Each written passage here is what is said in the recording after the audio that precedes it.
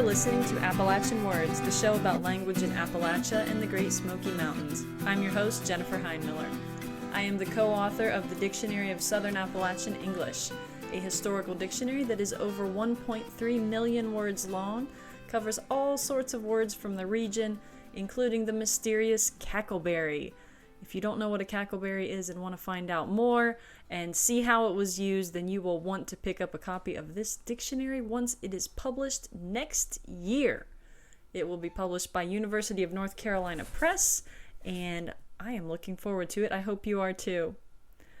Appalachian English is a rich language with a history that stretches back hundreds of years. But outside of the region, there are more stereotypes than honest conversation about the culture. In an effort to bring this language and its history to a wider audience, I decided to start this show. If you're a regular listener, you'll know that for each episode, I read and discuss entries in the dictionary, and I highlight Appalachian culture and history points. And sometimes I go into how the dictionary is set up, or how we came to compile it, how we edited it, all sorts of things related to this dictionary and the region. As always, I welcome your questions, comments, stories, any other message you'd like to send me. So, welcome back once again to the mountains and foothills of Appalachia. You are listening to episode number 9. So, the world has changed quite a lot since the last episode. It's changed quite a lot since the beginning of this year, as I'm sure you are aware. If you are listening far in the future, it is June of 2020 right now.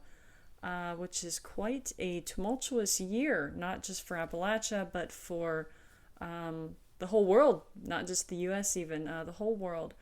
And so I think it's kind of natural when we experience big events like this that are scary, that cause anxiety, for people to, first of all, to look at what they can do, look at the situation, take a stance, but people also get very tired. It's exhausting, and I think there are a lot of people who are looking to the outdoors these days for peace of mind, to get out, literally a change of scenery, experience some fresh air, especially with the lower amounts of pollution that we have from less car traffic these days due to the pandemic.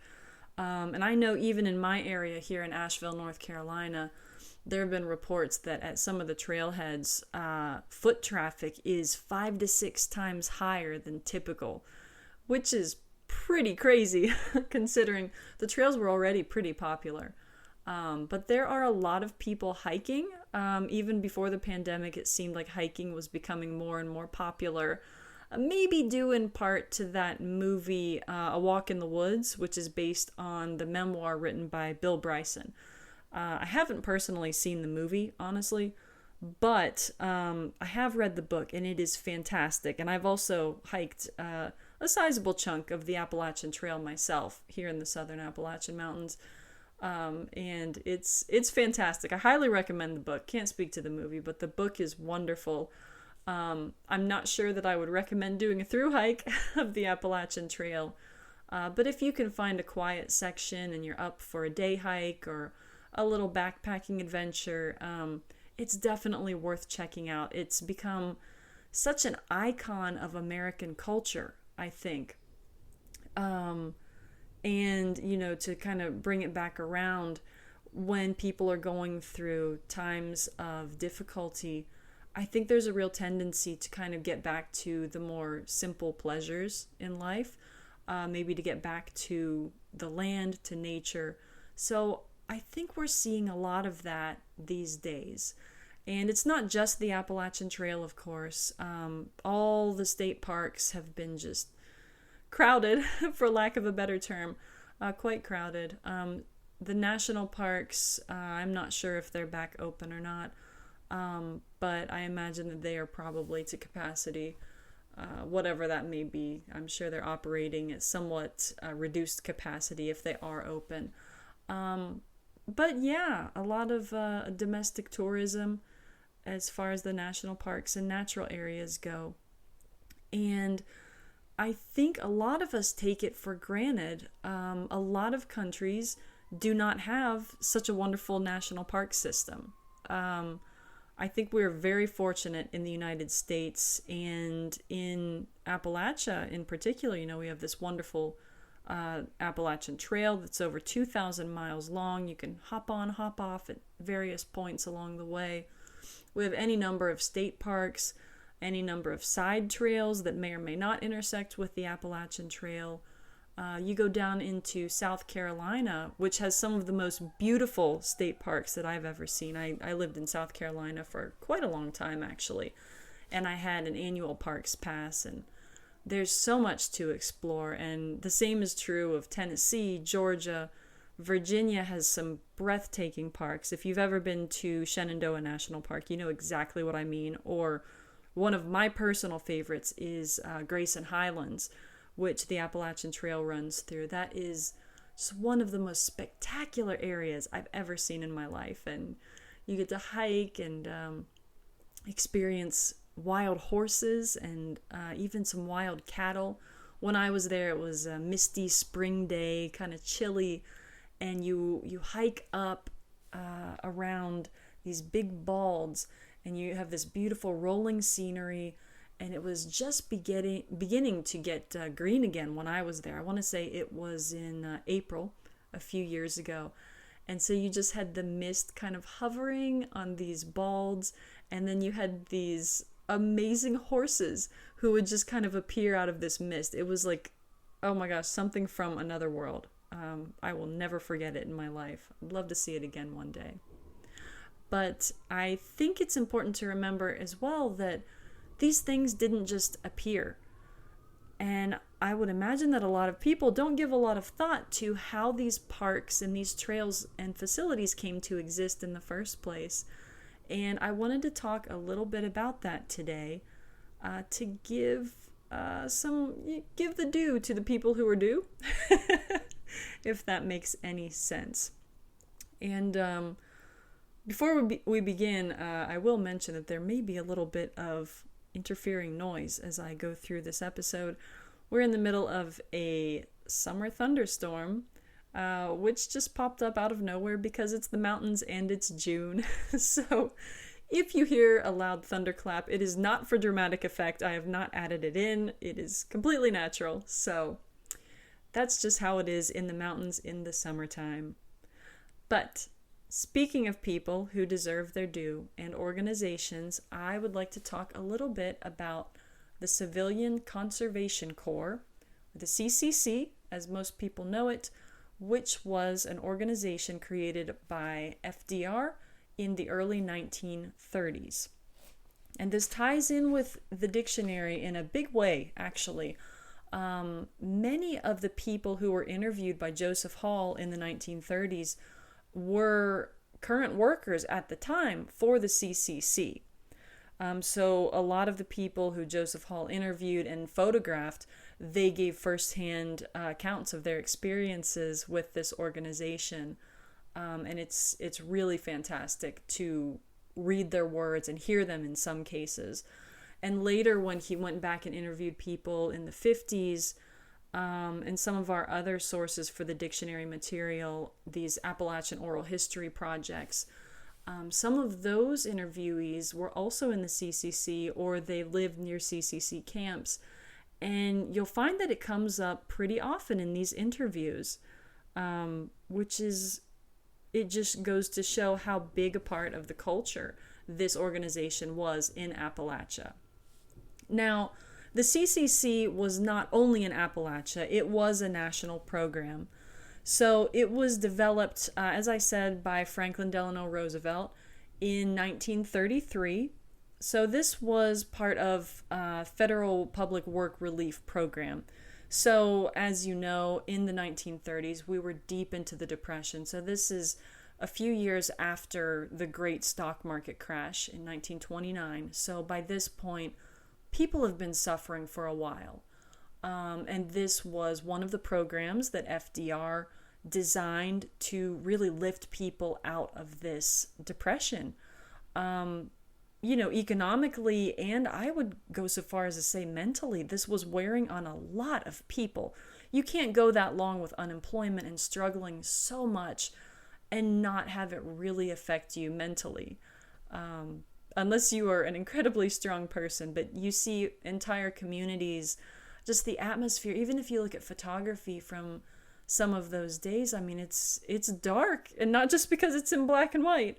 There's a dark atmosphere.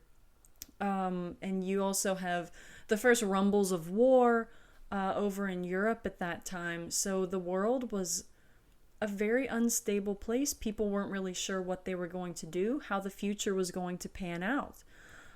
So it was quite literally a relief in many ways when this program was developed. So what exactly was it? It was a work program that helped unemployed men get work, develop skills, receive education, men who had been greatly affected by the Great Depression. So at that time in Appalachia, the area had been really affected. So prior to that, the coal industry, of course, was big bucks, particularly in the early 1900s when you had a lot of train travel, factories, any number of things, industries would use the coal that came directly out of Appalachia. Now, I'm not going to get into this, but a lot of the coal companies would take advantage of the workers in many ways, pay them very, very low wages. Medical care was not a priority for the workers. So you already go from a system where you have communities of people who are underpaid, possibly malnourished. The food quality and quantity was not always there. They were often isolated in these mountain communities because that's where the coal was. They often had not received proper medical care for their children, for themselves working in the mines, or, the women who also lived at the coal camps. So you had a very vulnerable population who was getting hit even harder because as these companies lost money, these communities were also losing money because the jobs dried up, as did other industry jobs. And it, of course, it depends where you were in Appalachia at that time. It wasn't coal everywhere. You did have some other industries going on in the South, cotton mills, for example. And you also had farms, and the jobs just seemed to be drying up all at once. It's hard to compare, not having been there and knowing the situation was very different from now, but I do not think it would be a stretch of the imagination to think that a lot of people in those days in this region and elsewhere felt a lot like people are feeling right now. They're just not quite sure what's going to happen. We're suddenly struck with huge numbers of unemployment, and nobody was expecting it. I mean, no one ever does. But things that just come up out of the blue like this. So the government saw this, FDR in particular. Eleanor Roosevelt was also involved, and I'll get to that in a little bit. But this program was specifically to help men. It was male only, to create jobs for these guys throughout the country. And FDR had this real affinity for rural life. So he was really kind of combining the two things, his passion for rural life and also really wanting to put these men to work and get some projects going. So there was actually a great opportunity here because at that time, there weren't really national parks. I mean, you had Teddy Roosevelt, he was, your original outdoor macho president, but we did not have the network of national parks or trails that we now have. And FDR saw this opportunity and he just said, well, what if we set up, camps? We can do it kind of military style, set up camps for these young men so they're not suffering. They have something to do. They're busy, idle hands, devil's work, and all of that. They're busy. They're doing something productive. They are developing these wonderful resources that hopefully future generations will love. These areas can also be money makers in the future. They'll be making enough wages, not a ton, but enough wages to send home to their families. And it will also help our economy. They'll get some money flowing, give back to the local economy. They will learn valuable skills, especially in these areas such as Appalachia, where much of the population was honestly semi-literate or illiterate. You know what I mean. But education, was not a priority in this area, as so many young people just immediately went to work. They had some schooling, or they had, insufficient schooling. So there was a real gap there between what was happening in Appalachia and many other regions around the country. So Appalachia was actually one of the regions that was a primary target for this program, which I think we can say, almost 100 years on, we have greatly benefited from that. You also had at this time the isolation of some of these communities. So this was also a way to bring work to people who are isolated up in these very rugged mountain areas. Even now, you go up in some of these mountain areas, way up in the upper elevations, and the roads are pretty nasty. I mean, I drive a truck myself, but even so, some of them are kind of dodgy. And in those days, you didn't even have that. I mean, these people were extremely isolated. So this was another goal of the program, to kind of unite people in the region and in the country, come together for a common goal, which is really important in times of need, when everybody's kind of feeling like every man and woman for themselves, So, as part of this effort to address poverty-stricken areas, FDR, he made the Division of Subsistence Homesteads, or DSH, which was a network of 34 homestead communities, and many of them were in Appalachia. This was part of his rural life passion.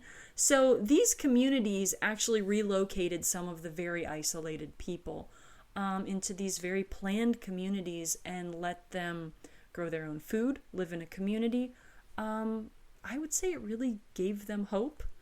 I'm sure his motives were not completely altruistic.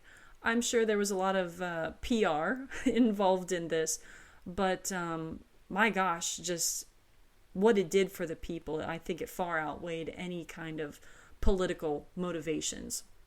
So he also established the CCC, to loop back to our main topic here. So as part of the CCC, the young men who signed up, so they had to apply, they had to kind of get a medical check, and they had to be deemed ready for this kind of work. So the CCC would train men to work on things like building roads, building bridges, creating trails and shelters, reverse or prevent erosion, forest fires, much of this as part of national park systems. And one of the other things was that the Appalachian Trail, to go back to that, that had begun construction in the 1920s. But at this time, there were still a lot of gaps. It was extremely rugged, which is saying something. If you've been on the Appalachian Trail recently, it's pretty darn rugged, but in those days, much more so. And not nearly as many access points, of course, hardly any shelters. So one of the things that the CCC participants did was maintain the trail, fill in the gaps, build the shelters. They really did a lot for the Appalachian Trail. So, what were the qualifications that would get you into the CCC? Well, when it began in 1933, you find some conflicting evidence here, I guess we could say. So what I find is that originally you were looking at, you had to be between the ages of 18 and 23. Some sources say 25. You had to be male and unmarried. Now, there were some exceptions for local men who were quite skilled, especially at like things like woodworking, or they knew the region extremely well. They could help educate these guys or act as kind of local guides, or they would be grouped together in their own specific camp and given like these task-oriented jobs to do that were very tailored, especially to their skills and their region. And now I mentioned the camps. So that's another thing. This was, for all intents and purposes, it was kind of a military venture. Now, FDR didn't portray it that way. Oh no. Because at this time, you have to remember, in Europe, the climate is becoming increasingly militaristic. Military states are taking over. You know, you have the rise of fascism, even this early. So this is a good 10 years before the U.S. got into the thick of World War II. This is several years before Pearl Harbor. But people knew. You know, we were sheltered from it over here on this side of the pond, but it was no secret. And everybody knew about the Hitler's youth programs. And FDR, he was a smart cookie. He saw these parallels because it's like, okay, well, let's take a bunch of young people, train them specifically through government programs. Yeah, there are some parallels with Hitler's youth, so we're not going to label this a military project. Oh no. So he kind of put the kibosh on that, which I think was extremely wise PR. Very good marketing on his part. However, it kind of was a military venture. You actually had the United States Army running the camps. So, back to the camps. Each division of the CCC was housed in what they called a camp. And to begin with, like, they really were camps. In the very beginning, the men were sleeping in tents, like literally in tents. Kind of, you know, you think about like Civil War camps, kind of like that, although I'm sure the atmosphere was a lot more jolly than your typical Civil War camp. Later on, they were sleeping in wooden barracks, which of course they constructed themselves. And just like a military camp, they would have like one cook for all of the men. Each camp would consist of between, I believe it was 190 and 220 or 250 men, somewhere around there. That's another one of those things where, you know, the statistics kind of vary. And I'm sure it kind of varied by year, by region, depending who was coming and going. But that was your typical camp. And another great benefit of these camps being nearby was, you know, I mentioned that there was a camp cook who provided all the meals for everybody, just army style. They used food that was provided by nearby farmers. All the dairy, meat, the products came from nearby, which was a boon to the local economies. Once they began building the barracks and also the shelters along the Appalachian Trail, but also some of the other shelters in these park areas, many of them were constructed using wood from American chestnut trees, which had just gone through, I think, the most horrific blight that the United States has seen, you know, at least in recent memory, where, if you're not familiar with this, American chestnut trees, these things were not quite rivals to the redwoods on the West Coast, but these trees would be enormous, and there were just tons of them in the eastern United States, especially in the Appalachian Mountains, and this blight came through and just wiped them all out. So in the Appalachians, you had a whole bunch of dead trees, or trees that had to come down, that had just been demolished by this awful blight. And they really put a lot of that wood to good use, which I was surprised to learn about when I was reading up on this for this episode. Anyway, so back to camp life. So the men were required to work 5.5 days a week, and it was all very manual labor, as you can imagine. So, you know, the goal of this program and these camps was manual labor. It was, by and large, forestry work. Just a lot of hands-on, out in the woods, out in the wild. It was, you know, kind of like a grown-up summer camp with a lot more work involved, I guess. They didn't really earn merit badges, not to my knowledge anyway.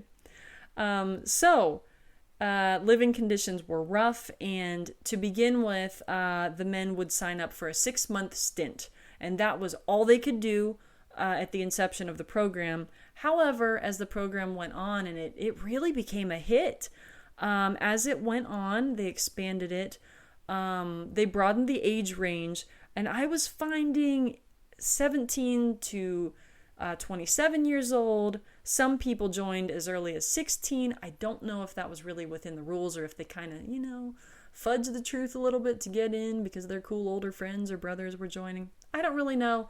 And I get the impression that the rules were not super strict. But yeah, then they expanded it on the other end to age 27, 28. They also made special exceptions for World War I veterans, to give them things to do, because that, they call it the forgotten generation for a reason. Many of those men were still suffering, and they would often give those guys special tasks to do, which it helps so many groups in so many ways. And there is one example of a much older recruit who was actually in his 90s, a man named Aiden Carver, who actually we have a lot of quotes from him in the dictionary. There will be a picture of him in the dictionary. He joined the CCC when he was in his 90s as one of these local experts, and he had just, he knew everything about the region. I believe he was a woodworker. But there's this fantastic picture of him. He's in his 90s and he's just like, well, here's this great program. I don't really have anything better to do. Why don't I just join the CCC? And this wonderful picture of him, I believe that Joseph Hall took. He is in his 90s in this picture, and he is on his hands and knees just shimmying on a log across a creek. It's just, these people were amazing. So he was just a great example of, the type of characters that this program would attract. Just some of the best spirit, the kind of can-do or American know-how, whatever you want to call it. So, for their efforts, your typical recruit was paid $30 a month. However, there's a big catch there. They were required to send 25 of it back to their families. So this is a way to, get the economy going. Give it to the families, to the parents, because if you give a lot of money to, they're kids, they're still kids, to these kids who are just kind of hanging out in these camps, maybe close to towns, they're going to blow it. They're going to blow it. So the government probably pretty wisely said that they had to send this chunk of their pay back to their families. Although that's a pretty huge chunk. I mean, you work 5.5 days a week, manual labor, living literally in a tent, and you get $5 a month. I mean, of course, adjust for inflation. I'm sure it's quite a bit more these days, but even so, that's pretty tough. But I think that was probably part of the appeal, so these guys could prove their mettle and this sort of thing. But they also received uniforms, boarding, which, kind of a roll of the dice, depending what kind of camp you got assigned to, whether you were just in a crappy little tent or whether you were in a nicer barrack-style accommodation.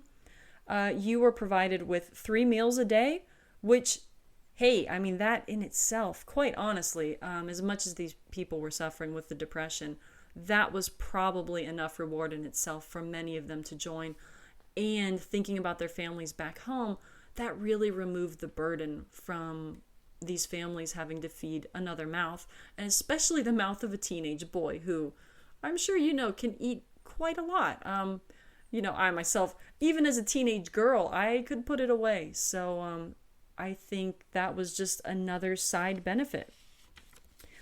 Now, there were other positions, of course. You didn't just have the recruits. You had supervisors who were actually quite well paid. So you had, some of the government people above the supervisors who were on site. And some of the supervisors, at least at first, were actually paid more than their bosses. So they were taking home about $1,200 to $1,800 per year, which was nothing to sneeze at. Really a decent amount. So at the same time, though, and I said I would get back to this, at the same time, Eleanor Roosevelt, who was a champion of women's rights, oh my gosh, she was looking at this program that FDR came up with, and she's like, okay, that's really cool, but what about the women? Like, we're suffering too, and we need to give them something to do as well. So she created a component program called the She, which I just love it. As a linguist, I fully approve. So the She was similar. And there were many women who did a lot of manual labor at that time anyway. They were farm workers, they were factory workers. They were every bit as up for this kind of work as their male counterparts. So she also created camps. They were not as popular, I will say, but there was a degree of success. And through these programs, just like the men, the women were able to come together, to form camaraderie, to learn skills that would, really serve them for the rest of their lives, to get education. Some of them, if they were already educated, they could become teachers through this program, which, the WPA also did. But the She was modeled in exactly the same way as the CCC. So they lived in the communal housing. Unfortunately, the She is kind of lost to history, although many people do still know about the CCC, which is kind of a shame. Yeah, kind of a shame. But anyway, so at first, when some of these guys showed up to the CCC camp, so shifting back to the male version, since we have way more information on that and there were way more participants. So some of these boys, as you can imagine, and that's what they called them, they called themselves the CCC boys, no matter if they were teens, 20s, even upwards. So if I say boys, it's not disrespectful. That's what they called themselves and what they like to be called. So they would come to these camps and be ready to work, or they thought they were, and then they would get out there and quite frankly, they couldn't take it. They weren't used to it. Many of them, especially in the first wave of recruitment, they came from these cotton mills and they were used to factory work, or, doing the same thing over and over, but they weren't used to, hiking who knows how many miles with a big pack on, carrying your shovel and going out there and doing trail maintenance, constructing things day in, day out. And you had, here's another military parallel, which I'm not sure that they anticipated, but you had a lot of deserters. Just like in military situations, they would decide that they weren't up for it after all, or it was not as good a deal as FDR had made it out to be, and they would desert. They would go home or, just disappear from the camps. So this is another reason, I think, why you see fluctuating numbers and reports of the number of people you had staying in the camps. And another word about the camps. So this might be especially of interest right now. So I did find some information that the CCC was absolutely open to men regardless of race. The CCC took in white men and black men. There were many black CCC recruits. Now, I will say that they weren't typically housed together in the same camps. They were typically segregated. So you had a white camp, you had a black camp. And unfortunately, in the Appalachian Mountains, there were no 100% black CCC camps. This was done for a reason, and it was not prejudice. It was not racism. It was because the vast majority of the communities in the Appalachian Mountains were white, and they still are white. It's just the settlement patterns of, the European descendants who came in this area. The government was really concerned that if they did position all black camps in the mountains, there could be clashes. From which side they didn't say, they just said, well, maybe we should avoid that. There are a lot of issues going on right now anyway, so they avoided that. Which, it is what it is. I feel it's my duty to go ahead and bring that up right now. But the CCC as a whole was open to any man, regardless of race, which I think was quite progressive. So, anyway, some of the other jobs that they would do, especially as the program went on, first it was this very rustic, manly, let's go chop wood and build things and make some roads and trails. As it went on, so by this point, we're in the mid-late 30s. The program ran from 1933 to 1942. So by the late 30s, you had a lot more education taking place. They were training these young men to learn how to do things like be a filling station operator, a foundry worker. They were training mechanics, a lot of machinery. There was a big need for this. Auto assembly lines, railroad workers. And you can see this kind of progression from, this kind of very outdoorsy theme to the more almost industrial. And especially when you get to things like the auto assembly line skills, you can really see how they're kind of gearing these guys up for World War II. Because all through the 30s, you just have this steady crescendo of the drums of war. Everybody knows it's coming. And it was probably a really good political move for the U.S. government to go ahead and get so many men ready. I mean, you think about it, they're not only developing these great skills, which unfortunately you need in times of war, but they're also now completely used to camp life. They're used to communal living. They're used to probably crappy food. They're used to less than stellar conditions, being told what to do. They really were grooming this whole generation to go into World War II. And I'm sure a lot of the CCC recruits, the ones who were younger at the beginning of the program, they probably were able to go into World War II as officers or work their way up very quickly because they were ready. They knew the drill. Literally, they knew the drill. But another thing that was really highlighted, in addition to these practical skills, was education, especially in the later years. So a lot of men learned how to read, just really learned basic skills that they just hadn't had the opportunity to learn earlier on because of insufficient education.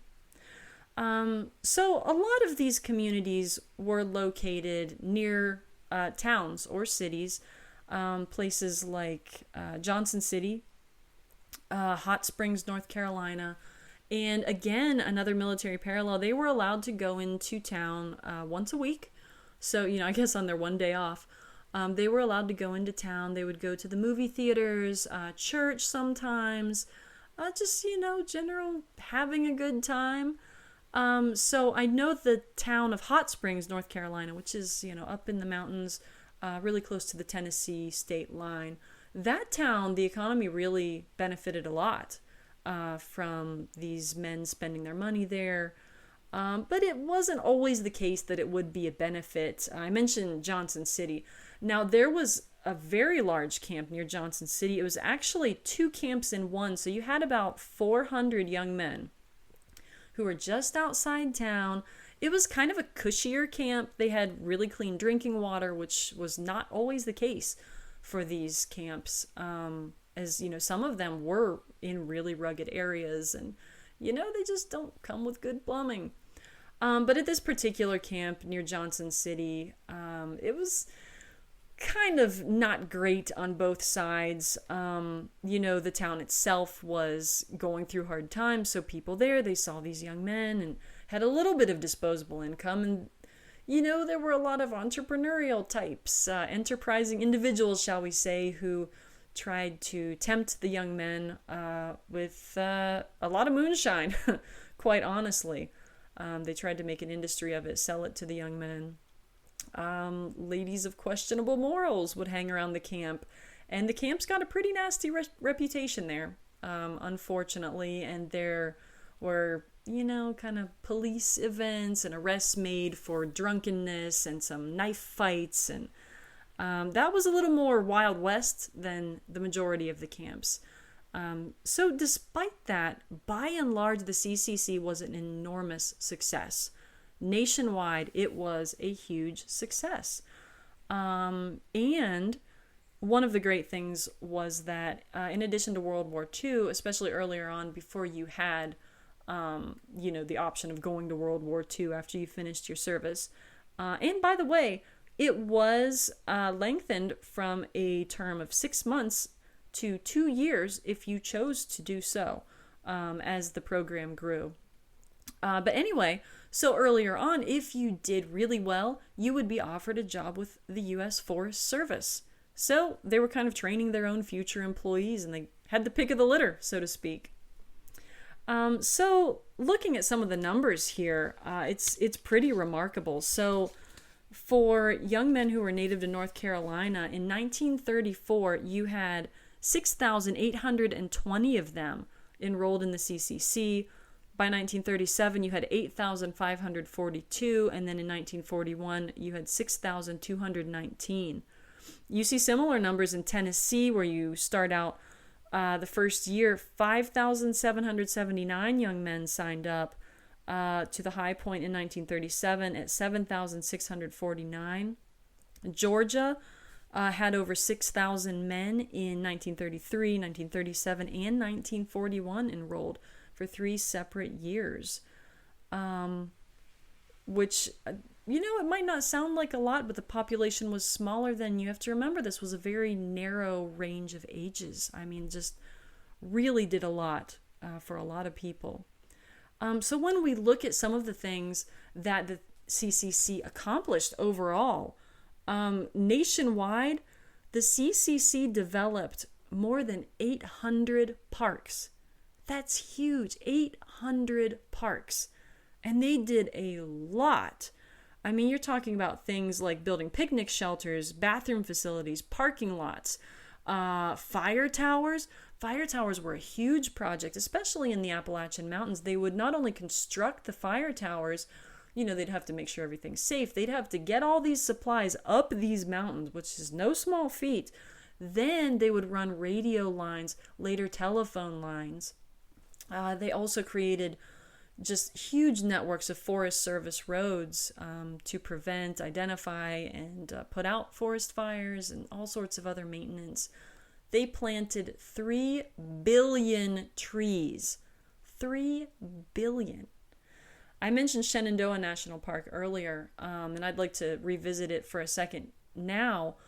Shenandoah benefited hugely from the CCC. So you had 9 CCC camps in and around the Shenandoah National Park area, or what is now Shenandoah National Park, although I don't think it was open until about halfway through the CCC's run.